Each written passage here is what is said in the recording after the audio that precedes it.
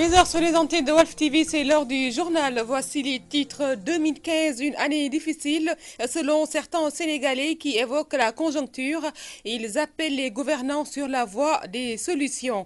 Affaire des élèves maîtres des acteurs de l'éducation exige une enquête parlementaire après le vote d'une motion de soutien au ministre Serigne Mbaye Thiam par l'Assemblée nationale.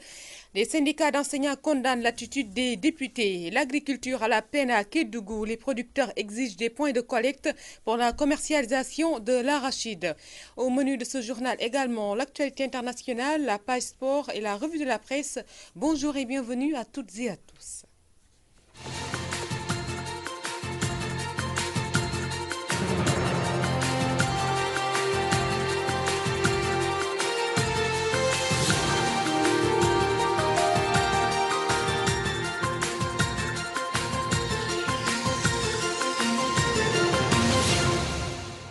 « 2015 s'en va et 2016 pointe à l'horizon. Certains citoyens interrogés trouvent que c'est une année très difficile de par la conjoncture actuelle. Suivons ces quelques vœux exprimés dans ce reportage de Amadou Limbaye.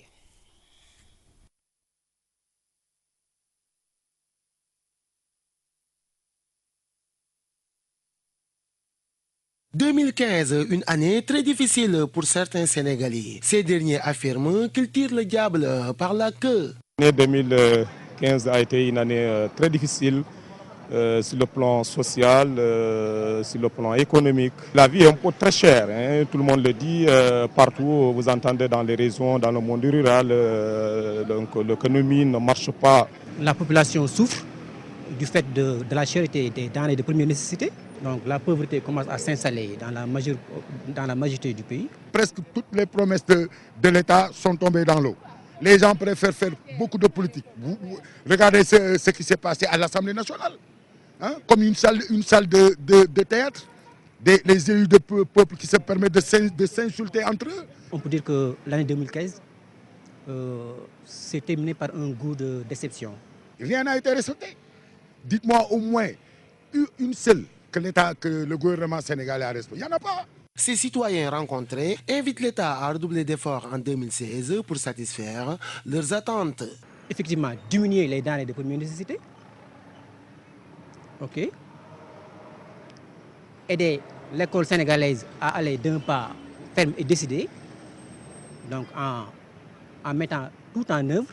L'État doit faire un effort, n'est-ce pas, pour que l'année 2016 soit une année de paix, n'est-ce pas, entre l'État et les enseignants, pour que nos enfants puissent étudier dans de bonnes conditions. Et également aussi le secteur de l'emploi, les jeunes n'ont pas d'emploi. Donc il y a beaucoup de sociétés qui se ferment chaque jour et ce n'est pas du tout encourageant. Je crois que l'année 2016, l'État doit être regardant, doit écouter les populations. Il faudrait que aussi le président nous dise, lui, le président nous dise quand est-ce qu'il y aura des élections présidentielles. Parce qu'on ne peut pas, les gens sont dans... C'est le flou total. 2017, 2019, 2000, mais ça ne va pas, quoi. 2015 s'en va, 2016 s'installe et des lots de préoccupations et d'exigences l'attendent dans les vœux exprimés par les Sénégalais rencontrés. Toujours dans ce même sillage, adresse à la nation du chef de l'État Macky Sall ce 31 décembre. Les acteurs du transport interpellent le président sur certains aspects comme la baisse du prix du carburant, l'application des textes de la convention collective et tant d'autres points pour l'année 2016 évoqués dans ce reportage de Mamantando. La baisse du prix du carburant reste l'une des attentes majeures des transporteurs à l'orée du nouvel an 2016. Ils interpellent le président de la République qui s'adresse à la nation ce 31 décembre. Nous suivons l'actualité. Le prix du pétrole baril maintenant, ça ne coûte rien du tout. C'est à la merci. Donc le prix du carburant aussi au Sénégal aussi doit suivre ces recommandations. Puisque le prix, si le baril est baissé, le prix du carburant doit être baissé. Pour que demain, s'il y a hausse, nous allons aussi suivre la hausse. Le carburant, moi je demande le président de la République de référer sur Abidjan.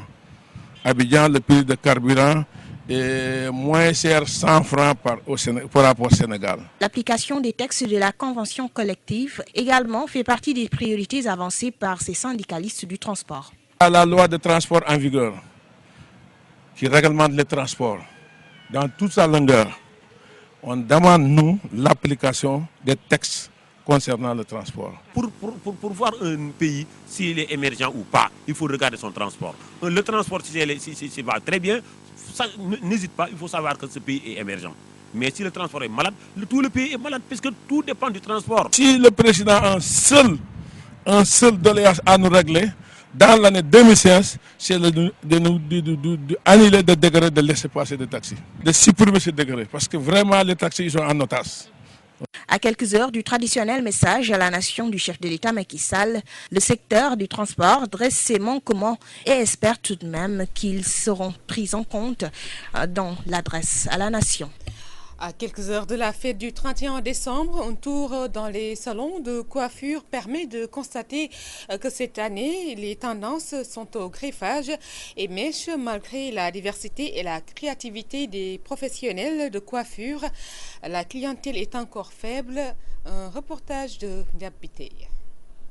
Femme rime toujours avec coquetterie. Cette citation trouve toute son essence en cette période de fête de fin d'année où la gente féminine prend d'assaut les salons de coiffure pour de nouvelles tendances.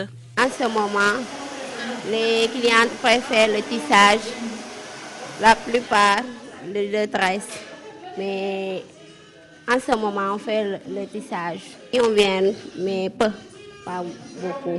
Même si les fêtes de fin sylvestre étaient l'occasion pour les professionnels de la coiffure de recevoir le maximum de clientes, selon ces dernières, la clientèle se fait un peu rare.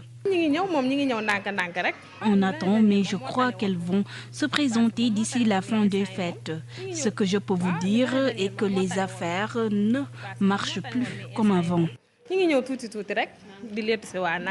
Pour Aïssatou, cette absence de la clientèle est due par les coiffures faites maison que l'on voit de jour en jour grâce à l'Internet. Le problème en est que maintenant, beaucoup de jeunes filles préfèrent rester à la maison et de se tresser entre elles. Surtout avec l'aide de l'Internet, il est facile de rester chez soi et de se faire des tresses à sa convenance. La fête du 31 décembre, occasion pour bon nombre de femmes de se faire belles pour plaire à leurs compagnons. Cependant, les grandes affluences dont les salons de beauté ont tout de même changé malgré les nombreux modèles proposés par les coiffeuses. Diabité, merci. Après cette actualité, parlons de l'affaire des élèves maîtres exclus. Les syndicats d'enseignants condamnent l'attitude des députés qui ont voté une résolution pour soutenir Serigne Mbaye Thiam au détriment de la décision de la Cour suprême.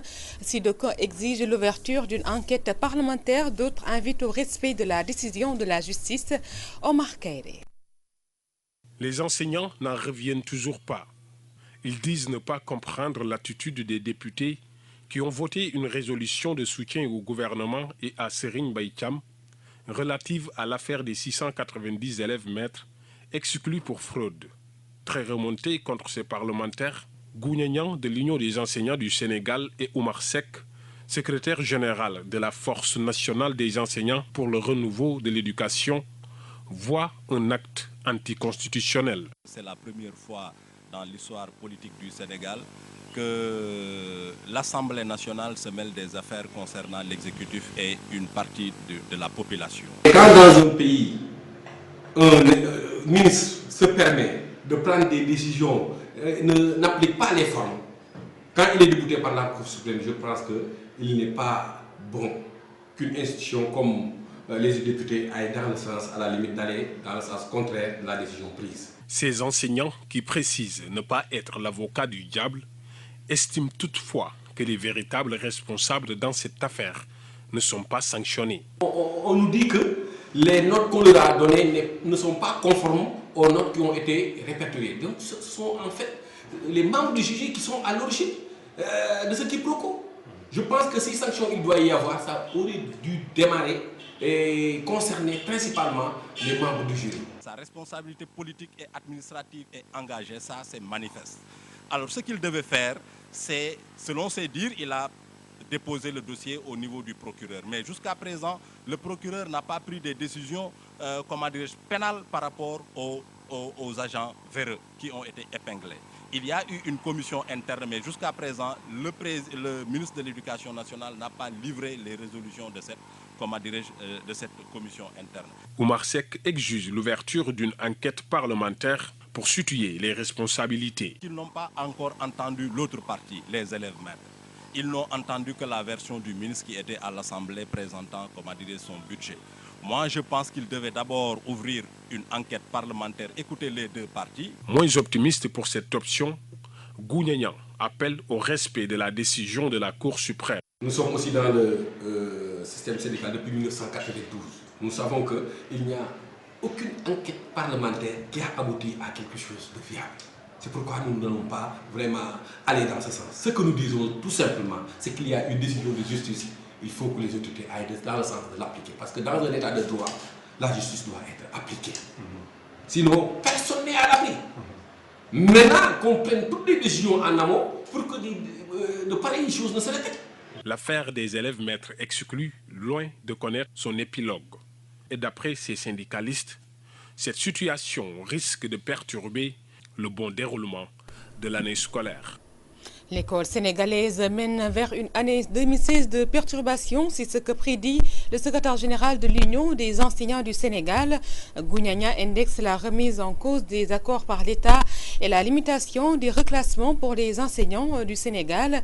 Gougnagnan indexe la remise en cause de ces accords et nous allons suivre ces propos qui ont été recueillis toujours par Omar Kairé. Des décisions ont été prises, alignées à des échéances. Ces échéances sont arrivées. Et on se rend compte que ce qui a été pris comme engagement n'est pas appliqué. Pour la première fois depuis 2008, on fait revenir un quota. Parce qu'il y a eu des temps où il y avait un reclassement qui se faisait par quota.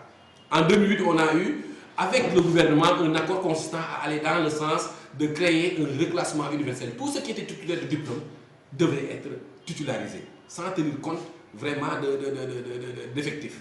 Mais on se rend compte qu'il y a de cela 2 mois, le ministre des Finances est monté au créneau pour dire que désormais, chaque année, on se limite à recruter 6 000 agents au niveau de la fonction publique. Ça veut dire tout simplement qu'on fait un retour en arrière pour dire que maintenant, il y a la cotation qui revient.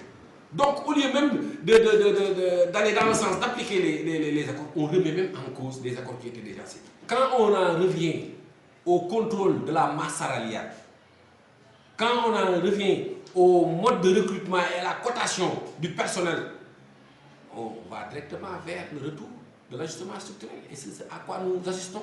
Il y a vraiment une gestion au franc près, une gestion d'épicier de la masse salariale. C'est pourquoi nous disons que si cette tendance est maintenue, il va sans dire que le grand cadre va prendre ses responsabilités. Et dès janvier, nous allons déposer un préavis de grève. Je le dis en tant que vice-coordinateur du grand cadre, mais même si, par extraordinaire, le grand cadre n'allait pas dans ce sens, l'US allait prendre ses responsabilités. Cap à présent sur Kédougou où les producteurs d'arachides déplorent le manque de points de commercialisation.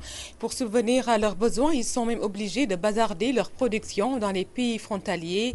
Le point avec Soliboura Madabo. L'existence de points de commercialisation dans la région de Kédougou plonge davantage des producteurs dans un désarroi total.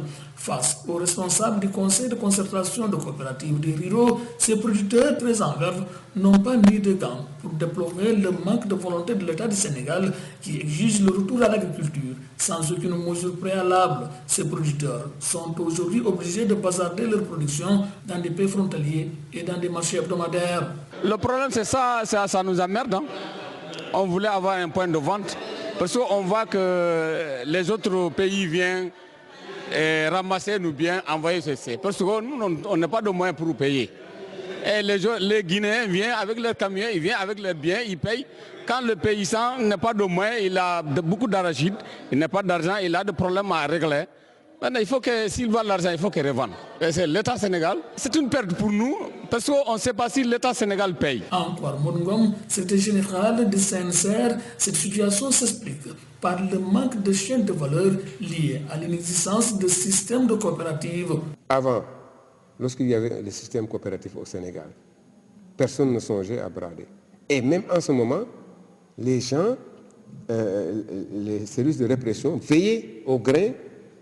Ils ne voulaient pas voir le petit commerçant du coin acheter l'arachide la nuit et le lendemain, il met dans des sacs et il va à la côte. Il y avait des sociétés de transformation de l'arachide qui étaient là.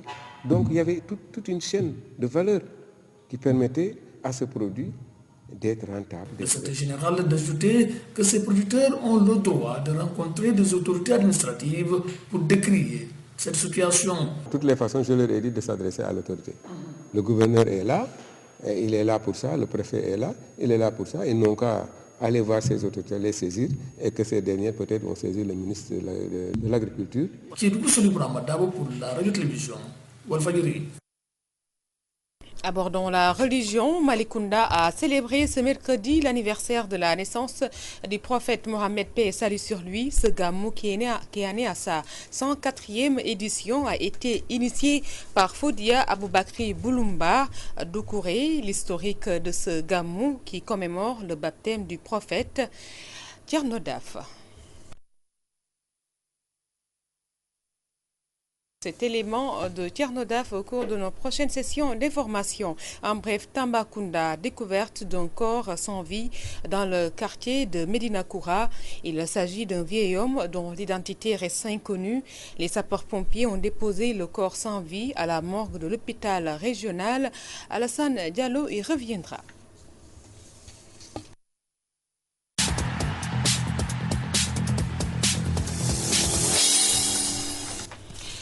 La page sport à présent avec Chertidiane Gomis. Bonjour. Oui, bonjour Fatou Diouf Faye. Basket pour débuter, récompense, le directeur technique national laissé en rade. Oui, effectivement, c'est l'information du jour par rapport aux récompenses du chef de l'État aux basketteuses qui ont été sacrées championnes d'Afrique 2015. C'était à Yaoundé. 20 maisons données par Macky Sall à la délégation. Le directeur technique national affirme ne pas avoir reçu de clé jusqu'à présent. Toutefois, Maguette Diop indique qu'il va toujours œuvrer pour le basket sénégalais à côté de la fédération. Je vous propose de l'écouter. Donc Maguette Diop a été joint ce matin par Omar Kairé. Je le confirme parce que jusqu'à présent, je n'ai pas encore reçu les maisons comme vous l'avez vu durant le cadre. Il y avait des maisons qui ont été offertes et il y en avait 20 maisons. Et je pense que les 19 ont été là. Moi, je n'ai pas l'activité. Maintenant, je ne sais pas pourquoi, mais quand même, je peux confirmer que jusqu'à présent, je n'ai pas encore reçu des maisons. Moi, je suis de cette technique. J'ai été nommé de cette technique et je continue à faire mon travail comme je l'ai fait. Je sais que j'ai été honoré par le chef de l'État. Cela vraiment vaut plus que une maison. Maintenant, je continue à faire mon travail pour servir mon basket et loyalement. Je pense que j'ai tout donné au basket et le basket m'a donné beaucoup de choses. Et je fais confiance encore à ceux qui dirigent le basket et je pense que je continue à faire mon travail correctement. Voilà, donc c'était Maguette Diop, il n'a pas eu de maison. Est-ce qu'il aura...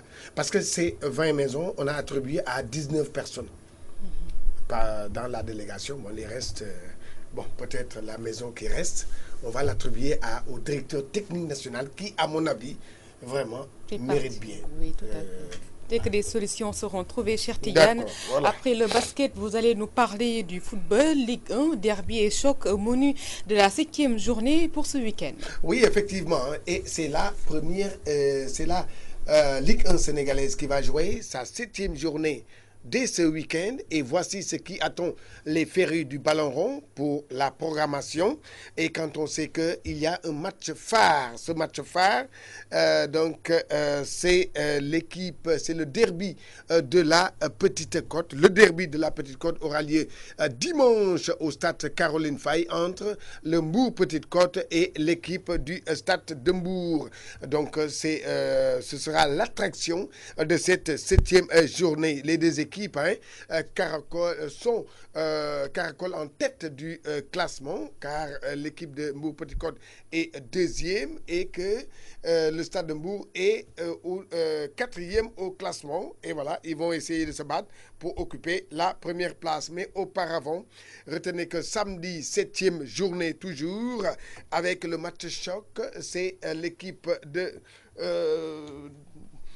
donc c'est le match choc entre le Ndiambour et le Jaraaf de Dakar. Ce sera au stade Demba Diop. Et ce match-là aussi, c'est un match important quand on sait que les Verts et Blancs sont dans une dynamique de victoire et veulent tout simplement revenir au sommet de notre football. Et voilà le calendrier comme vous le voyez. Jaraaf Ndiambour, effectivement, c'est le match choc de Demba Diop dès samedi. Et en deuxième heure, on aura NGB Niaritali sous le hors de Diourbel.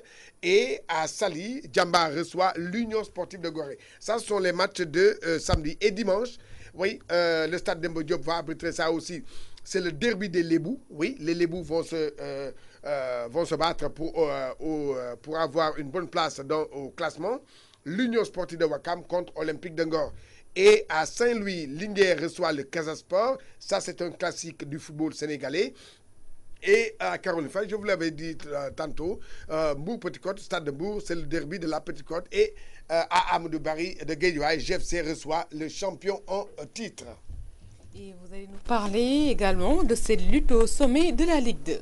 Oui, effectivement, vous avez parfaitement raison. Si en Ligue 1, il y a un match phare entre le Mbour Petite Côte et l'équipe de Stade de Mbour. Et là aussi, en Ligue 2, il y a un match phare. Oui, c'est donc AS Pikine Génération Foot. Pourquoi? Parce que Génération Foot est deuxième au classement et AS Pikine est donc quatrième au classement. Vous savez, donc ça c'est une lutte, c'est la lutte pour occuper le fauteuil du leader. Et voici la programmation qui va s'afficher devant votre écran. Dakar Sacré-Cœur, on commence, ça c'est pour le samedi. Dakar Sacré-Cœur contre Duc.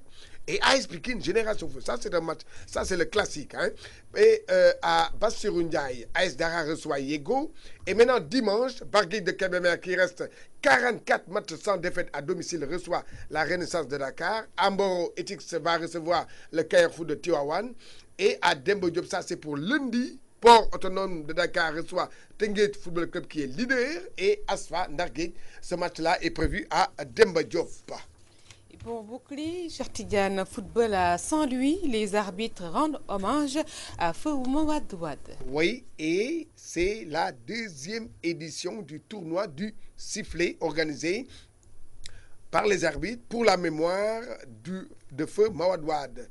Et ce tournoi a vécu à Saint-Louis.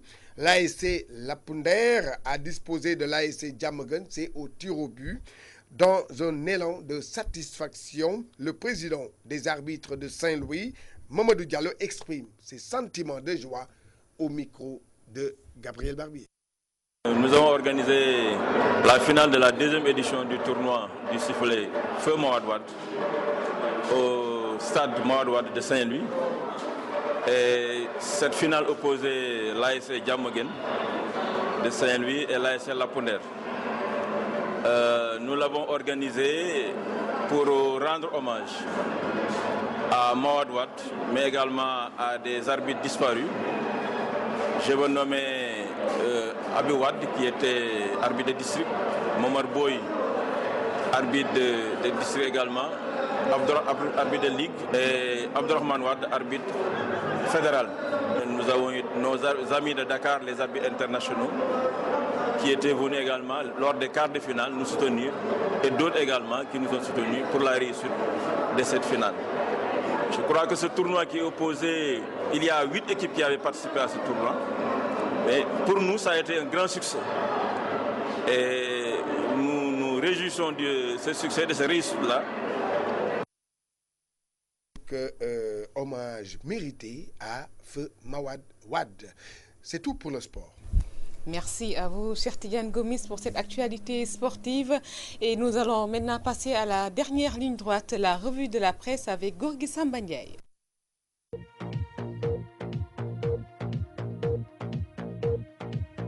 Bonjour. 31 décembre, dernier jour de l'année 2015.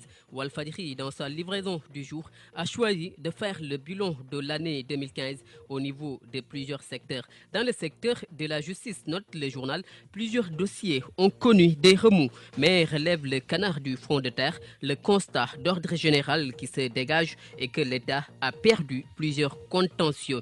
Dans le domaine de l'éducation, mes confrères font état d'une année scolaire et universitaire bricolée. Pendant ce temps, constate Walfadjri, le dialogue politique est dans l'impasse et des incertitudes persistent sur le mandat présidentiel. Résultat, conclut le tabloïd, le Sénégal n'est pas encore sur son 31. En tout cas, poursuit le populaire, l'année 2015 qui s'achève aura été marquée par beaucoup d'événements. Une année palpitante caractérisée par des scandales, tragédies, horreurs, peur et autres, souligne la publication. En guise d'illustration, le populaire a cité les affaires Karim Wade et Hissène Habré, la fronde au sein du Parti démocratique sénégalais, les arrestations d'opposants, la psychose terroriste, la tragédie de Mina, l'affaire Tchonsek et le scandale de corruption à l'IDESAF avec comme premier responsable Lamine Diack. Cependant, tempère le populaire, 2015 n'a pas été que noir parce que, remarque le tabloïd, des succès, joie, records et honneurs ont aussi rythmé la vie de la nation. La nation, à l'écoute de son président cet après-midi, Macky Sall annonce le témoin, fera son discours de Nouvel An et probablement le bilan de l'année 2015. Dans ce contexte, souligne le tabloïd, le PDS est déchiré et se déchire. Les députés divertissent et des zones d'ombre existent sur les élections. Selon des Sénégalais interrogés par mes confrères de témoins, Macky tarde à réaliser son émergence. Pendant ce temps, ajoute le journal, à Sandaga, les commerçants maudissent 2015 et gardent l'espoir pour 2016. 2016, écrit Libération, une année à 2141 milliards.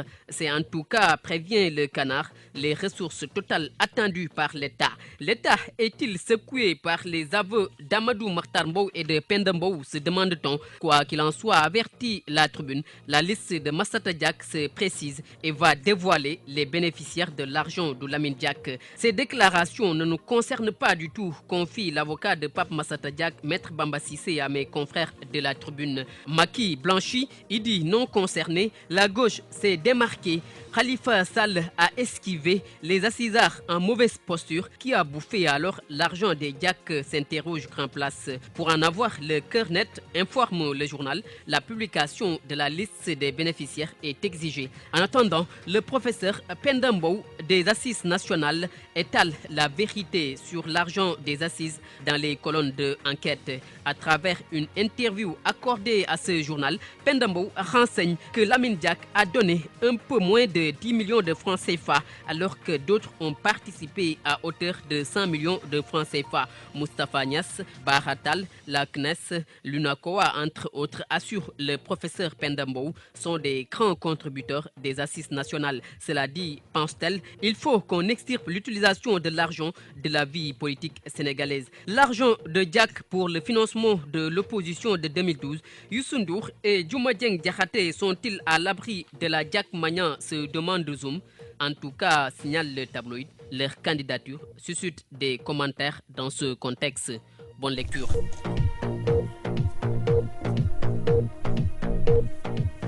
Merci à vous, Gorgui Samagna, pour cette revue de la presse qui met en terme à cette édition qui a été assurée du côté de la technique par Ramatoulaye Sall Diop et Aïssatou Diagne.